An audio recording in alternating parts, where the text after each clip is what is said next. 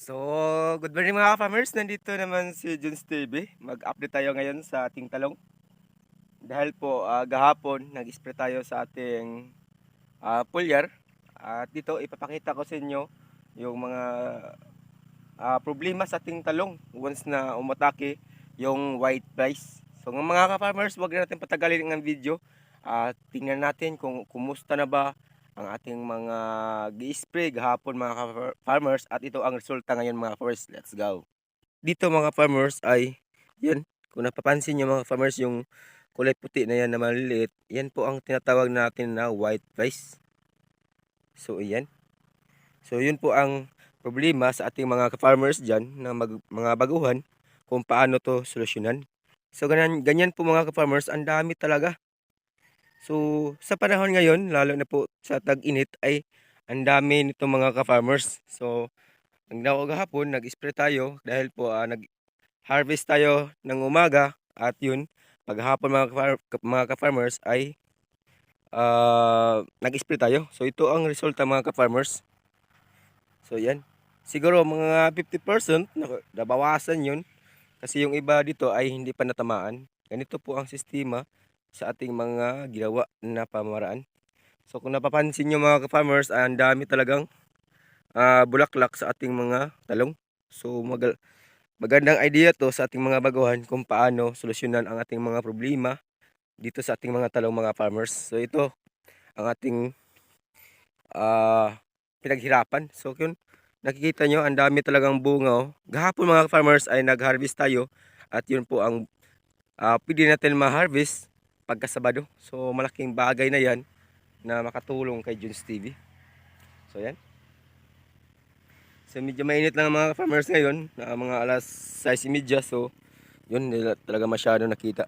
So dito mga farmers, ito ang update natin sa ating mga kababayan, mga farmers dyan. Sa ating talong kasi may hindi, dito sa area ko ay yung iba dito may ganito mga farmers, kasi po sa seedling nito mga farmers ay maliit na talaga. So ang ginawa ko dito, yung nakaraang video, nag-abubuno tayo. So yan, makaka-recover yan balang araw. So ganito po mga farmers ay ang dami talaga. So kung napapansin nyo dito sa ating video mga farmers, ang dami na talaga ang bulaklak na kasunod. So yan. So napapansin nyo talaga, ang dami na talagang mga white flies nga dumikit sa dahon ng ating talong. Yan. Mga patay na yan mga farmers. So yung iba dito ay hindi talaga napuksa, kasi po yung iba ay hindi talaga matatamaan. So yun po ang tendency na dumadami naman yan. Lalo na po ngayon mga farmers ay wala ng ulan. So ganito po ang latest update ni Jones TV ngayon sa kanyang mga talong, at yun nakikita nyo naman ang dami talagang bulaklak na kasunod. So ito ang stage 1 natin. Dito po tayo na una sa pagtanim. Dahil po si Jones TV talaga ay pagtanim ko dito mga farmers ay hindi sabay-sabay. Hindi katulad sa iba mga farmers, yung nakita nyo sa social media ay napakaganda. So lalo na po sa nakita ko kay ka-farmers pilot ay napakaganda talagang tingnan sa kanyang talong once na sasabay sa pagtanim. So dito sa akin, katulad dito sa stage 2 natin, ay yun, ang iba dito ay maliit pa. Dahil po sa pagtanim ko dito noon ay dandahan ko lang po natapos. Tapos yung stage 3 natin ay maliit pa mga farmers. Pero nagsimula na po sa pagbunga ang ating mga talong doon. Yan. Yun po kung napapansin nyo mga farmers. So dito, maipit talaga tayo nito mga farmers.